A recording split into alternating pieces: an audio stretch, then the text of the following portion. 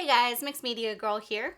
Have you been creating fluid art and you're just not sure if it's good enough to sell, or you're too scared to put yourself out there?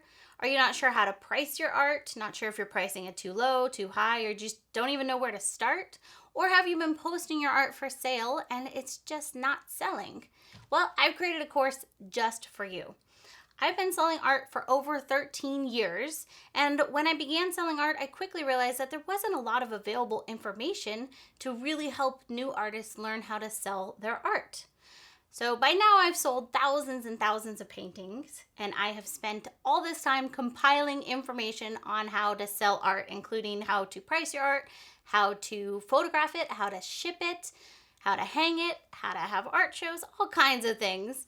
And I put together this course specifically for people interested in selling fluid art. I really want you guys to succeed. I want you guys to do well and know that you can make it as an artist, whether you're trying to do it as a full-time business or you just want to earn some additional income on the side.